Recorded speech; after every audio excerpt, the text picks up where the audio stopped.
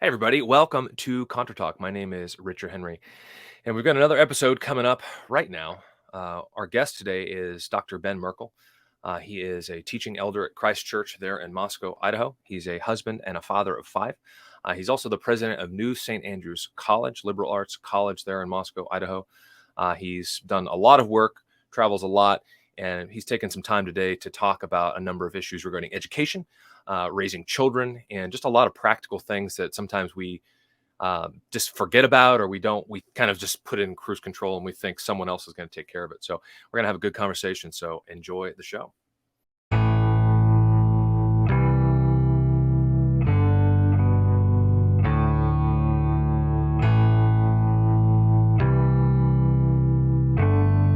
All right, Ben, Dr. Merkle, how are you doing today, sir?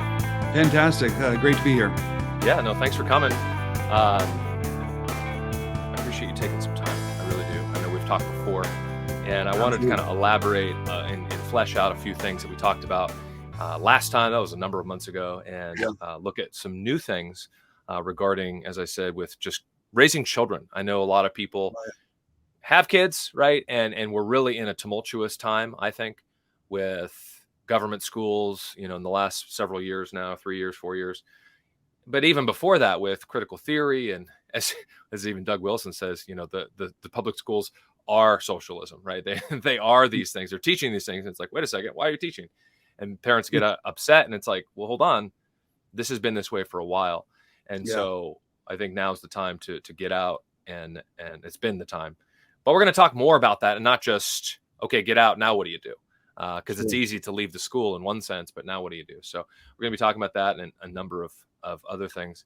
We'll just jump right in. The first question that I wanted to talk about, you talked a number of months ago, and I've heard you say it in other podcasts and things regarding your upbringing, kind of just suburbia, evangelical, and really looking at life, in the 80s and the 90s and into the 2000s, and how that's really different, how you live today and how you're raising your children and church life and schooling, how it's really different. You were in the military.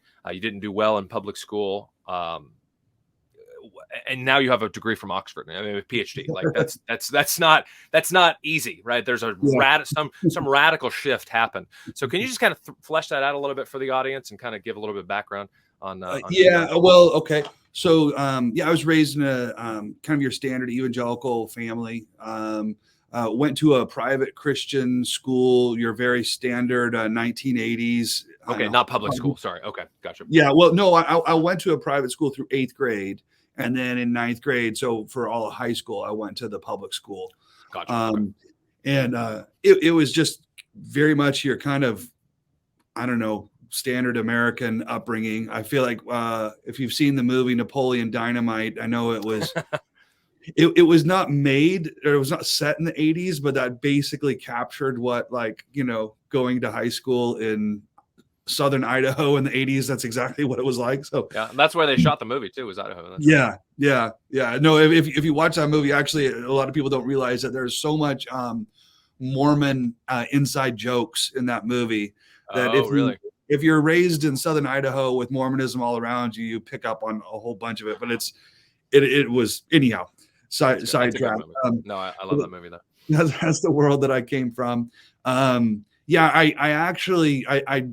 joined the Marines just straight out of high school simply because of I wanted something exciting and scary that would, I went on to college. I started at Boise State University and just about probably would have been expelled. I mean, I was on academic probation and all that, but I think Saddam Hussein kind of saved my academic career because my unit was activated and I got to drop out of all my classes. My orders were canceled because I had not gone to tank school. So this thing happens a couple of times. I end up at University of Idaho. I'm also bombing all my classes. And really what it was I was your typical American kid where I had plenty of intellectual potential and whatnot, but I had zero discipline, drive, or purpose. And so I flunked classes, not so much because I couldn't understand the material. It was because I didn't show up to class because I was out playing cards or doing something really stupid. Mm-hmm. But it was a Campus Crusade Bible study at the University of Idaho that my second year here that I got pulled into, and just realized, remembered again the truth of the gospel that I'd been raised with. I definitely, my parents had gotten divorced, and I'd gone to public school, and I had cooled in my faith significantly. But it was in that Campus Crusade Bible study that God rekindled in me a love for the gospel. But I realized at that moment that if I was going to take my faith seriously, then I needed to mortify the flesh. And the thing that dominated my flesh was laziness. And so what I ended up doing was I was bombing so many classes, and I started just trying to apply myself to my studies. And it really was weirdly a manifestation of me being serious about my faith. I wanted to actually serve God and be obedient. And the funny thing was, the class that was most creaming me was chemistry. And so I doubled down on chemistry, didn't do very well. So I signed up for the next chemistry class and worked really hard at it, improved my grade slightly. And I just kept taking chemistry class after chemistry class until I could get an A in chemistry. And by then I had essentially a chemistry major. So I went all the way through the whole chemistry course. I did a education degree, so I would be a high school chemistry teacher, but that was simply because every pastor I knew was a teacher, and I really wanted to go into ministry. So that's how I got there. That's how I started taking learning seriously, like trying to actually work hard with my mind. I had zero love for chemistry. I didn't like it at all. The second I graduated, I never touched another test tube or balanced another equation as soon as I graduated. And that was primarily because right at the tail end of my studies, I started to realize more the depth of the Christian faith and how much it opened up intellectually into a whole world of learning. I think it started with reading a Francis Schaeffer book, this little book. It was the Escape from Reason. Yep. And I remember just grabbing it because I was intrigued by the cover, and I started trying. There we go. Literally sitting on top of one of my stacks right here. That's funny. Well, I started reading that, and man, I could take 20 minutes to read one page and still didn't understand it, but I knew that there was something really profound there. And I had to go back over and reread until, but as I did it, it just started unlocking so much for me in my understanding of who God is, what's going on in this world, what we're here to do. And so then I started reading more and more. I remember also reading a book by Kent Hughes, Disciplines of a Godly Man. We did it in a Bible study, and it was a profound study. It was just really helpful in my spiritual walk. But we get to the end of the book, and he has interviewed all of these great men who I had, massive admiration for theologically, and he asked them what are their top 5 books, and each of these guys list their top 5 books, and all of them are listing Calvin's Institutes, I believe Dostoevsky, some Tolstoy. And it was this kind of like world that I thought, this is what great Christian men are like. This is how they become what they are. I want to start becoming like that. And I started giving myself my own reading list that had nothing to do with chemistry, and becoming really just intrigued by this world of learning. And then eventually it ended in, I took a massive swerve. I ended up in a master's in English literature, and then going on to do my other graduate work. Yeah. Wow.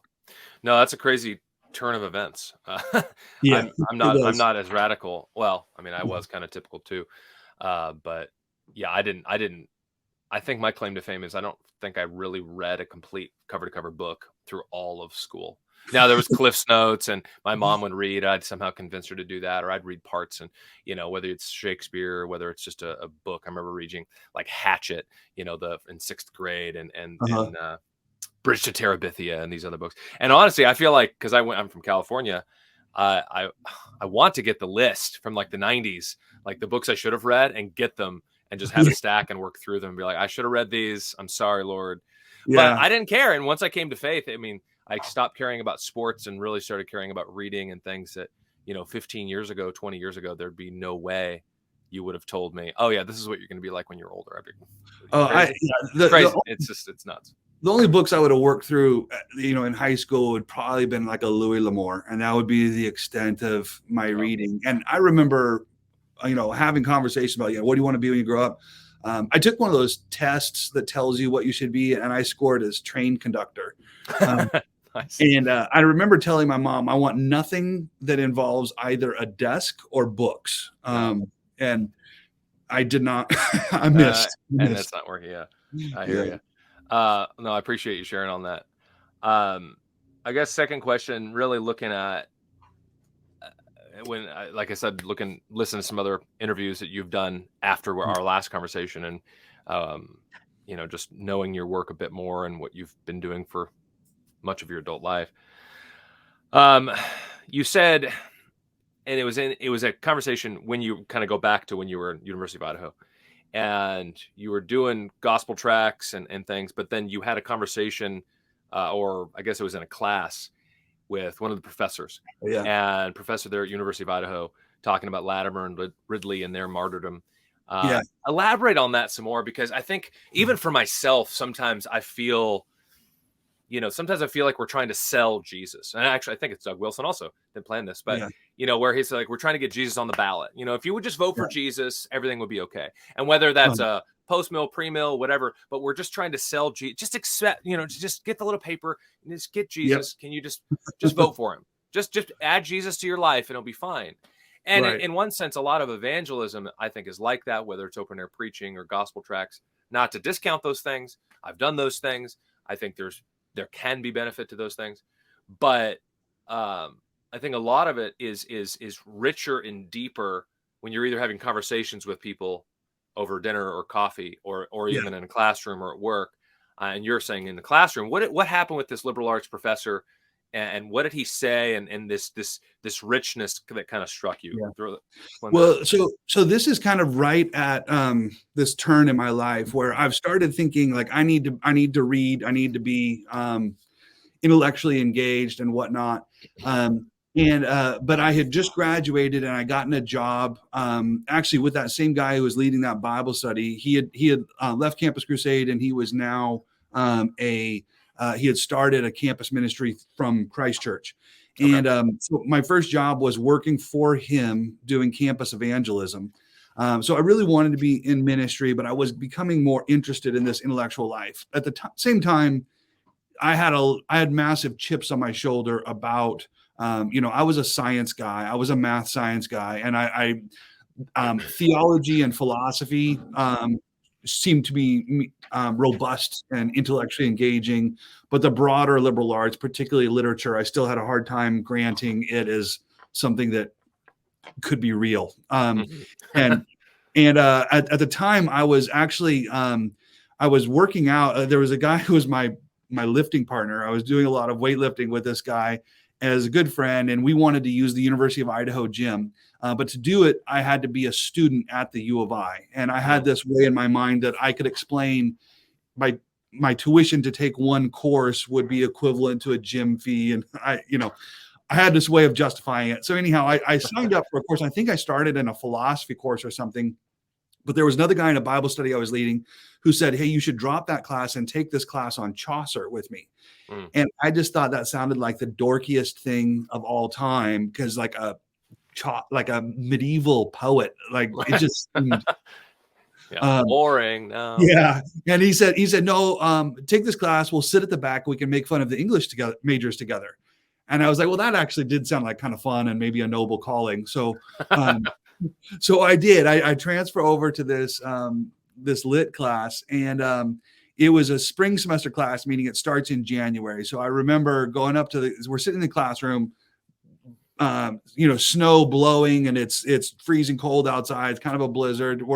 And the prof walks in, and I think he's wearing like cut off jean shorts, a t-shirt, and he just lights the class up. And he was former Army Airborne, and swore like it, and throwing people out of class. And it was like this intense, Wow. intense class.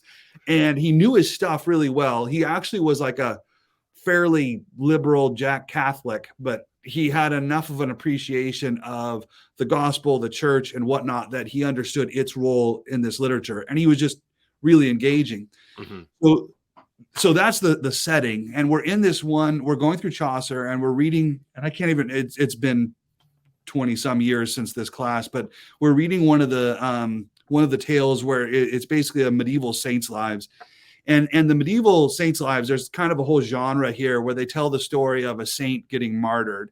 And in the medieval conception, a saint is someone who is like kind of floats 3 feet off the ground, and everything they do is perfect. They glow, they have no problems. Yeah. And what always will happen is when they're getting martyred, they'll like drop them in a vat of boiling oil, and they'll go, oh, it's kind of cold in here. Could you turn the temperature up? Because nothing will really touch them because they're saints, they're otherworldly. And we're doing this, and he stops and he goes, okay, now, and he gets Fox's Book of Martyrs, and he reads that account of the martyrdom of Ridley and Latimer, and if you know that account, it's so vivid and so graphic and so visceral. Like these are people who feel it, and you really know they feel death and they feel pain, and they are human men, and they're really human. So he's reading this, and I look around, and it's like all of these students, these classmates of mine. I'm a grad student now; they're undergrads, but they're girls are crying, people, everybody gripped. And he gets done with it, and he says, "This is the difference between a Protestant and a Catholic understanding of justification." And he walks through the two different views, where basically is justification this perfection that makes you this, or basically he's applying it to what is a saint. But he's talking about justification. Is a saint somebody who's otherworldly, perfected, or is a saint like you and I? And it really is a discussion about justification. And I realize we're in the middle of a deep conversation about theology and salvation itself, and everybody is gripped by this conversation. And I'm a campus evangelist going around with my gospel tracts, and I can't get anybody to this point. And I realize there is a way of covering the liberal arts that takes you to the heart of who you are and what you believe about the world, that really forces you into an encounter with who God is and what salvation is. And I started finding that in my work as a teacher, because about this time I started teaching at New St. Andrews.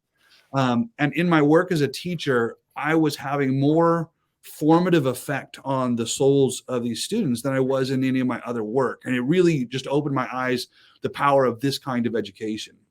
Yeah.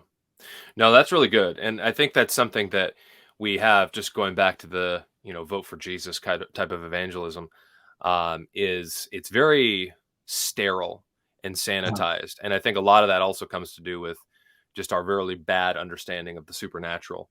And we have just like, we think, God's up there somewhere, and, he's either pleased or he's not, and he's kind of locked in time, but no one would really say that. Of course, he's not locked in time, and then there's like the devil, and he's in hell, and there might be some demons here and there, but like, that's it. There's not really fallen angels. And are the fallen angels, are the bad ones, are they all locked away in Tartarus, or are there some out? Or, what is Enoch, and what about the giants, and like all this stuff? All of a sudden you're like, wait a second, what's going on here? And then you listen to these stories of history, or these legends and these myths, and you're like, are these people just making this stuff up, or is there some truth to this? Like you're saying with Latimer and Ridley, there's these guys were martyred, and they felt it, and it was deep because they're real.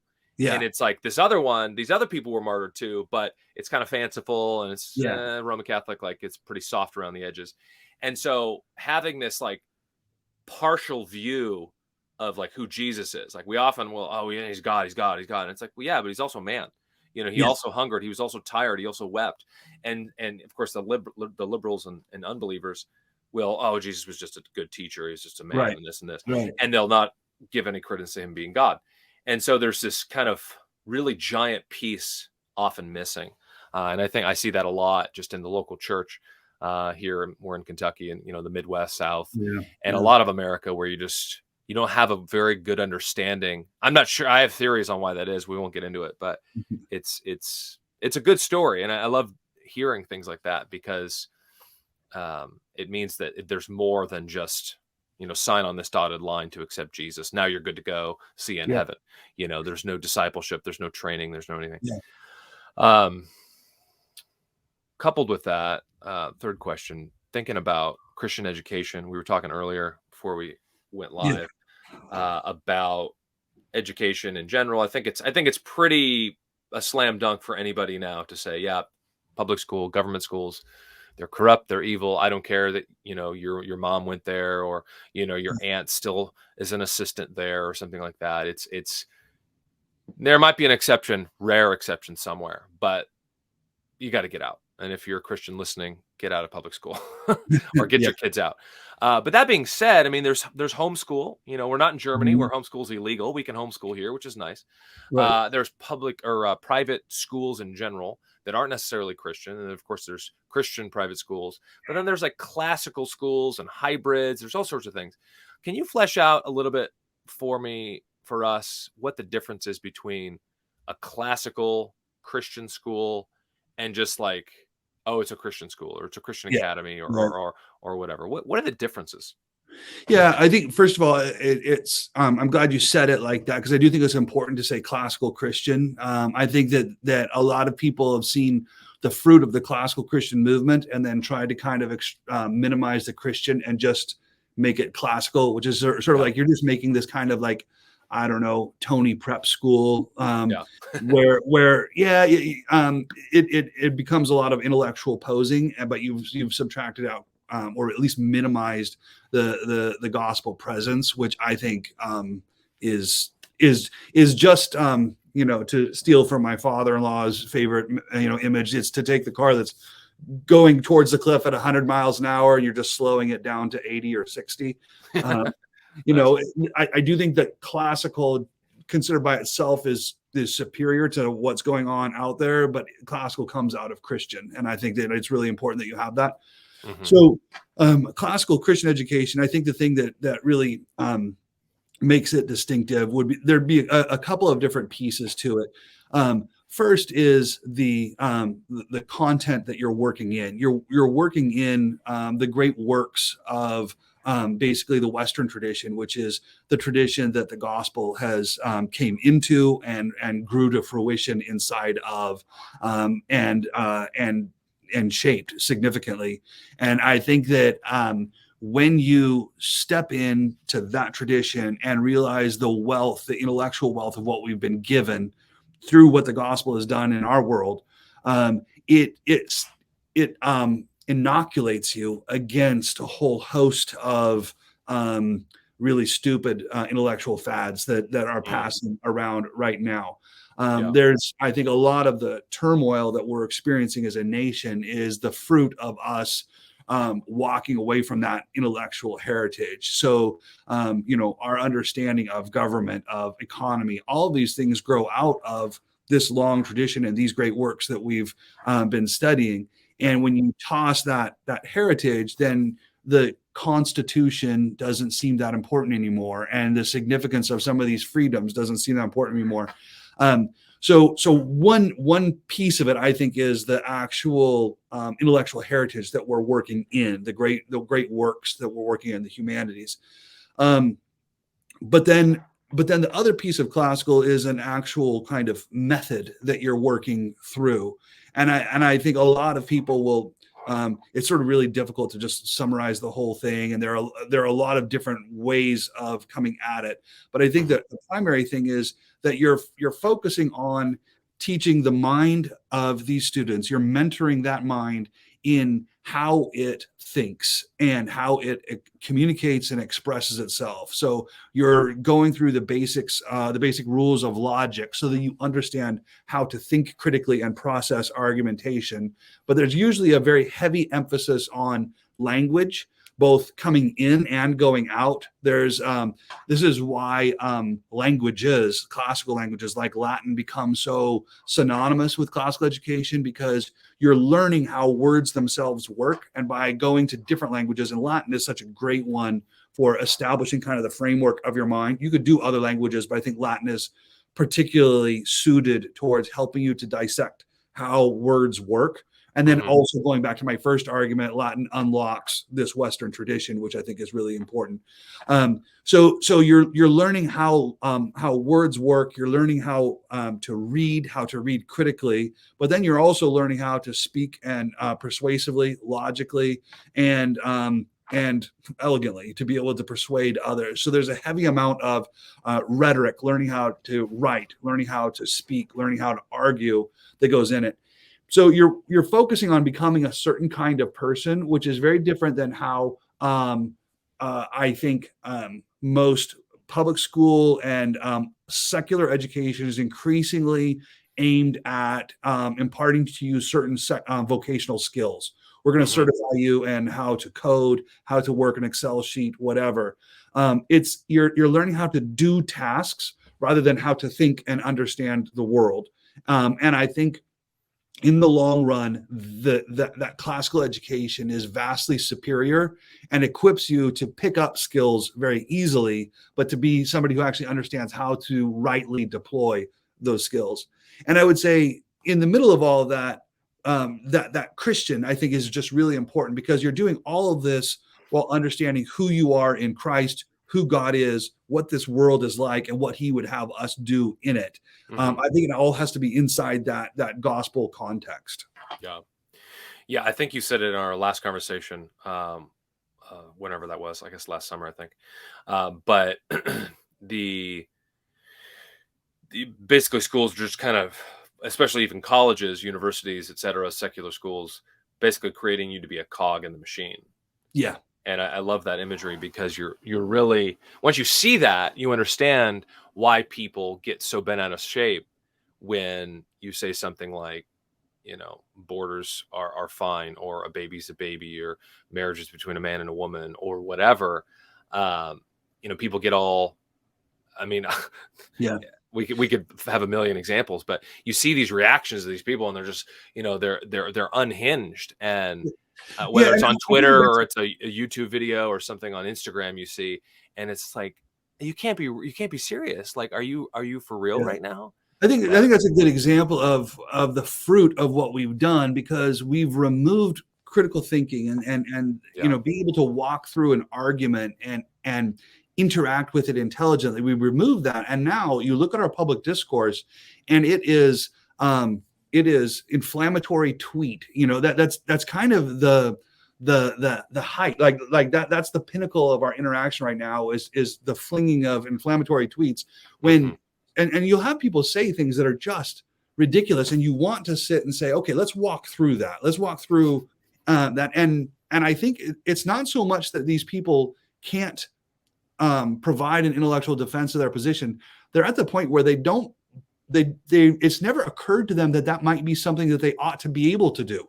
Like they really don't think that argumentation, that their convictions need support from argumentation. It's simply, they're just repeating these inflammatory tweets, or these various mantras that they've been indoctrinated in. And the fact that they've been indoctrinated in these sentiments is, for them, all they need to believe it. They don't need any intellectual framework to support it. And that's really the fruit of the education that we've been giving them. Yeah, no, that's really good. That's kind of like people will mock, well, you just have faith in faith or something like that. And it's like, well, no, faith has a substance. But it seems like I would say that a lot of these people have the faith in the system of the idea that thing is like, it's a classic circular reasoning. Well, think about how the word science has been waved about over the last 3 years, as if saying the word science makes everybody have to be quiet. And science used to be actually this whole process that you had to go through, and now it's something that you can MSNBC gave you a headline, and that's all you needed to say science. Right. And that's not science. That's not thinking. But that's the world we live in now. Yeah. It's funny. There's a total offbeat, but not really. There's like a dog food commercial that pops up for like 5 seconds because we watch YouTube on our TV, and it's like blah blah blah. Science did that, and my wife's like, people did that. Science isn't any. It's observability and repeatability. Like, Yeah. what? Anyway, totally dumb. I guess just as a kind of bonus side, and we'll move on to the last question. What, hypothetically, what would or should someone do or could do to say, all right, there's a need for a classical K through 8 or K through 12 in my area at our church. We like homeschool, but I think it'd be beneficial to do X. What would you recommend someone, a few steps to do to kind of, real practical things that, they could say, all right, from January 2023 to X, 6 months down the road, 18 months down the road, what are some steps to take and kind of preparation? Just hypothetically say, I'm not saying we're doing that, but no, just. Well, I think that I think that one of the first things I would do for somebody in that situation I would reach out to the Association of Classical Christian Schools, ACCS, okay, because that's their thing. Is you reach out to them, they say, here's the starter kit, here's how we get you started, and I think they can do quite a lot to walk you through the specifics, because there's a whole host of just very pragmatic, simple things that you could spend 3 years messing around, and then it was a 10-second conversation that, oh, this is the thing we've been looking for. So I would want to get help, because there's quite a lot of help out there. The other thing I would say would be, I really think that having at least one, but ideally 5 to 6 pastors in the area that believe in the significance of a Christian education and want to support it, want to teach on it, want to encourage their congregation in that direction. When you have a group of churches that are all see the importance of it and want to get behind it and support it, then you have critical mass really quick. When it's just one family who's laboring under a conviction, kind of out by themselves, it's very difficult to get that momentum going. But I would start talking to pastors and find who here shares this sentiment, would even be willing to preach on it, or at the least have like a Wednesday night something where they would talk about the significance of a Christian education. It would encourage their congregation in this direction. Yeah. Okay. No, that's great. Well, related to education for children, last question. So a lot of us have kids, right? And or people want to have kids, and it's the Christian thing to do. It's the human thing to do, but Christians seem to be the only ones who want to do it these days. But we want to, get our kids out of public school. Government schools are bad, but church is still, and I go to a good church, and that's good, and that's it. And they'll teach them that in Sunday school, or they'll even if it's family worship, it'll still get picked up, or maybe we'll do a Bible study here and there. But I think there's, again, we can lay the blame on all sorts of different people and things and reasons, but there's still, I think, at least from my vantage point, a big disconnect between raising of children and just the overall training and what, something even like baptism is, and what you do with that. And there's kind of different camps. Of course, there's standard, believers baptism versus infant baptism, or what do y'all call it again? Pedo baptism, right? Yeah, pedo versus credo. But and even within that, there's like, oh well, we want to make sure you're saved first before we baptize you. You need to show evidence. Versus, well, no, you see from Acts 16, for example, it says they believed and they were baptized. What was your background? You said you were standard kind of evangelical American. Yeah. So I believe you didn't take pedo baptism. That wasn't your conviction originally, right? No. I became pedo Baptist after I became Reformed. Okay, gotcha. Flesh that out a little bit for us, because there's a lot of people that still, what are some reasons? What's the scripture you look at And then how does that work with children coming to faith and all the rest? Yeah. Yeah. So, I came to the Paedo-Baptist conviction, I'd gone through becoming Calvinistic, and that was just sort of a total slugfest for me to get there. But after I became Calvinistic, the next thing was becoming covenantal. Okay. And that was kind of tied to eschatology. I really was getting into I actually wasn't attending a Reformed church. I was attending a church that was quite hostile to the Reformed faith, but I was becoming Reformed in the midst of it. I actually visited Christ Church once while I was an undergrad, thinking about, well, maybe I could go to Christ Church. And I remember there was a sermon that Sunday on the significance of church membership and why you shouldn't be a church hopper. Mm-hmm. And I was like, shoot, now I need to stay at this other church. Nice. So I did stay, but that church was really into pre-mill everything. And that drove me to scripture and drove me really to a covenantal framework and a post-millennial eschatology. And then after I graduated, that's when I started going to Christ Church.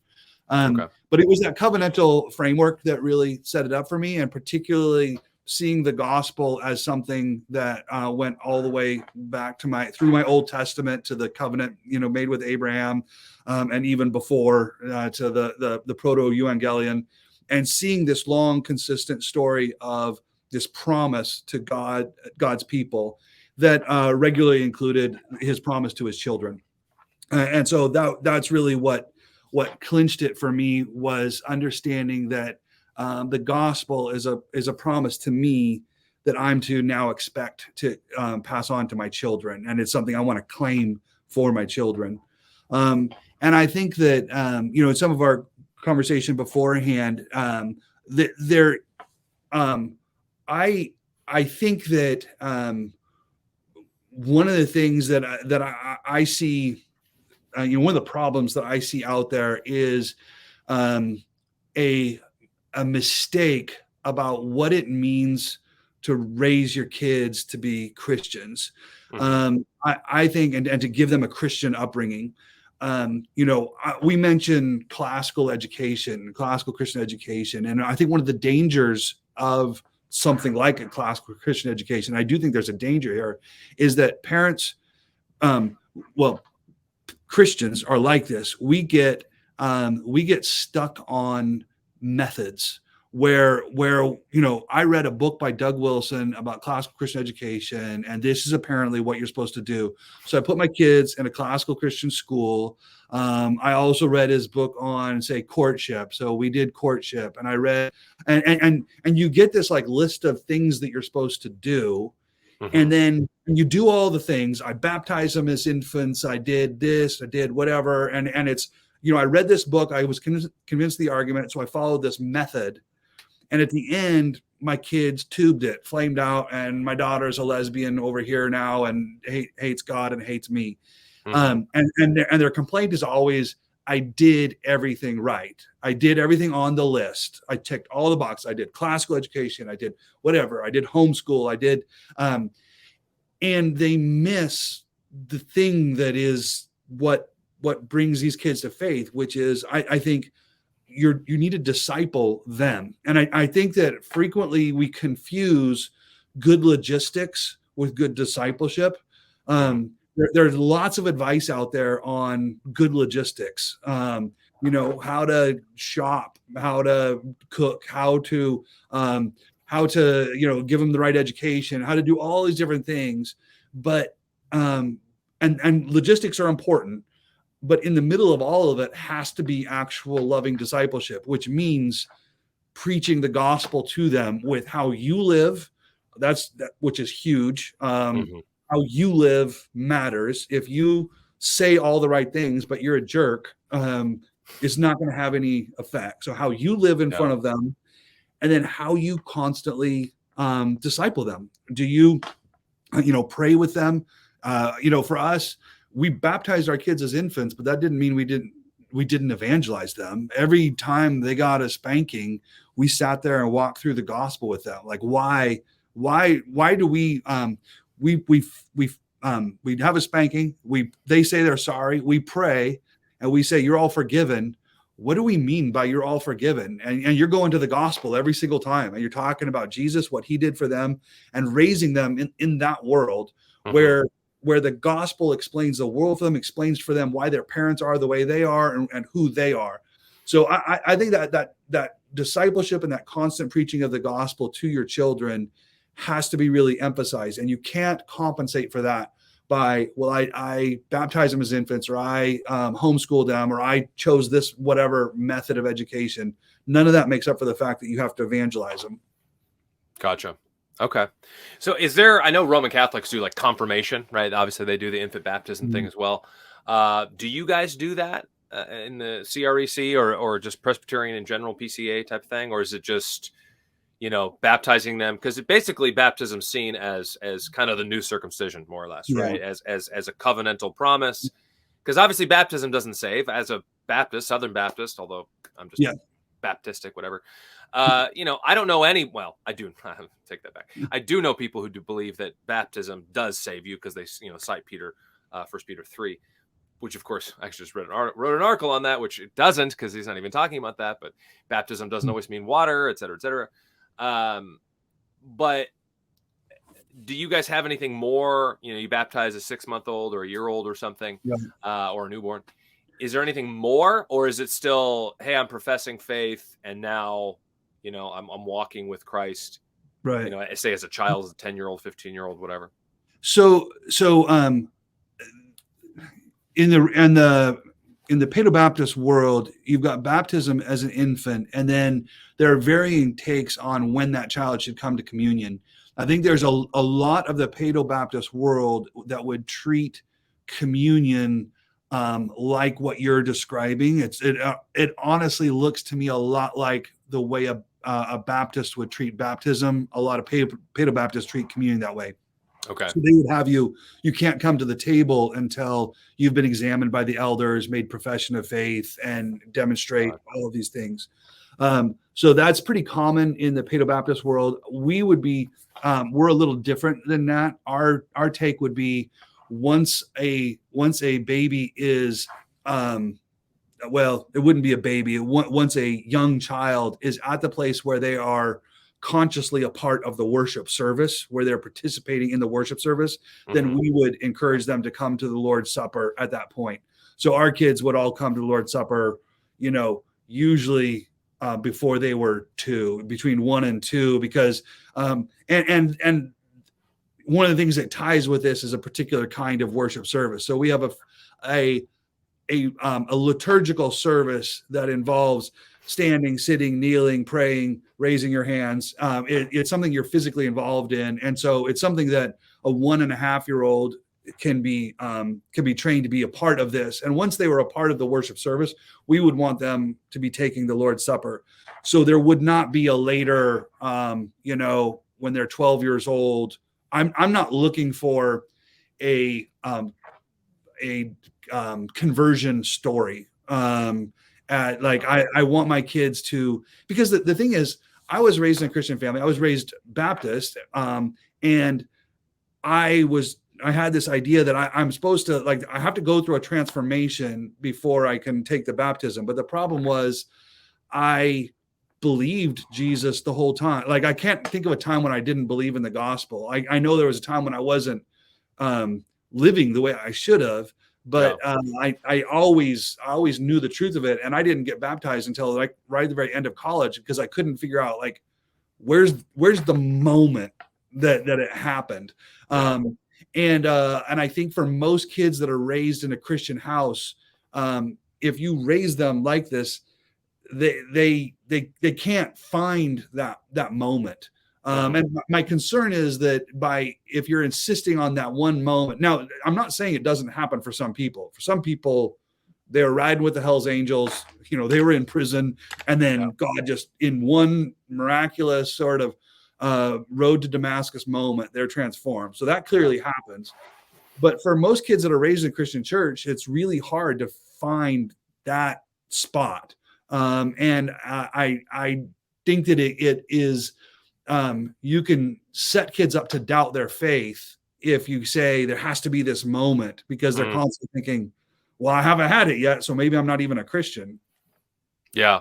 No, that I appreciate you saying that. That's really helpful because even me growing up and I know a lot of people like that as well, both personally and just in general, have experienced that. And I know for us, my wife and I, she was baptized much younger. I was baptized at 20, and it's like, was I really a believer? I don't know. I mean, yeah, sure, I guess but I didn't know anything. Yeah, And yeah, obviously knowing stuff doesn't necessarily save you, right? Faith in Christ yeah. saves you. But there definitely was a marked difference between my life of sin, for lack of a better word, and all the American 20-something-year-old guy. You can fill in the Uh-huh. blanks on that, and then understanding, oh, the gospel is about Christ and what he has done, not what I'm doing, not me being a good person and God liking me, et cetera, et cetera. And so I didn't believe, had I believed a gospel at all, it wouldn't have been the right one, right? It was Uh-huh. this gospel of works and things. So I was baptized way before that, and then coming to faith several years later, or a few years later, baptized again, I guess. But Mm. and my wife same way, but there's still, like, we did have a baptism class. There was a couple weeks of, like, okay, what baptism is and this, and of Yeah. course from a kind of credo believer baptism type vantage point. But even still, I've talked to many and are hearing testimonies or Q&As or conversations just like this, and people don't, some guy does have a crazy testimony, and some girl, it's just they almost died and she's this and this, and now she just loves Christ, and then there's other stuff that you're like, well, yeah, I mean, I've always believed, and Yeah. you look at, and I always we got to run back to scripture, right? What does Yeah. the text say? What are we experiencing? Because it says, here, the Ethiopian eunuch, right? Good example of believers' baptism and immersion. Okay, that's a Mhm. good example, I would argue, but some people disagree. Fine, but either way, he's like, I believe, Yeah. and Philip's like, yeah, well, there's water. And he's like, yeah, what can I do it, like, right now? Mhm. And so there's this immediacy versus, well, let's make sure they bear fruit. And it's like, well, Right. they're a child, like, they're literally an infant. Even if they're 25 years old, they don't know anything other than, oh, I'm a sinner and God sent Jesus to save me, and I have to I trust him. Okay, I Yeah. believe that. I deserve death, and I believe. Okay, now what? Yeah. And if you do that as a 25-year-old, or whatever age, and you've gotten wet before or not, and there's still this point of belief, right? And you see that, and a lot of times when you go to the scripture, there isn't this, like you said, Damascus Road experience. Of course, Yeah. Saul's, Yeah. but So I mean, oftentimes just to not. be clear, we obviously believe in believers' baptism. So at Christ Church, we would baptize on profession of faith, a baptism that would be identical to what you would do, where somebody just got converted, and 35-year-old man who's the Holy Spirit has worked a massive work of conversion and transformation in his life. Absolutely, get him up front and baptize him. But we would say, as I think the covenantal promise is always framed, this promise is for you and for your children. So Mm, we've not just baptized him, his household. He needs to bring his house to God, gotcha. and commit his house to God. Okay. And would you look at things like Acts 16, like with Lydia and the Philippian jailer and places like that, that say the household, or do Well, you? I think that those are the kinds of places that it's consistent with a covenantal Paedo-Baptist understanding. I would not want. I think that it would be weak to say this is the foundation of the argument. I will put the foundation of the argument in the covenant, and I would be going all the way back to Genesis 12, Genesis 15, Gotcha. 17, and building from there. So if you have this covenantal understanding of the gospel as a promise to you and to your children, then when you see it say, and him and his household, I would say, okay, this is exactly what we would expect to see in if this understanding is true. But if you cut off your whole Old Testament, then all of a sudden that passage by itself is, I could see why a Baptist would say that seems kind of weak. Hmm. I gotcha. Okay. Well, I appreciate it. That was all our questions. Do you have any closing thoughts or words of encouragement you want to No, share? I appreciate the chance to be on here. Good to talk to you. Yeah, no, I appreciate it, brother. Well, everybody check out NSA, New St. Andrews College, not National Spying Agency. Totally different. Or what is it technically surveillance? I know it's not spying. Uh, Security agency, whatever. It doesn't matter. It's all the government. But NSA, New St. Andrews College, there in Moscow. Lots of great stuff. If you don't know Canon Press, of course, they've got a bunch of things there on child rearing and old classics as well as new books from lots of different authors. And yeah, it's been a pleasure, brother. And I'll keep that in mind with classical education and maybe take some steps toward that. So Absolutely, absolutely. yeah. All right. Well, take care and have a blessed day. See ya. See ya.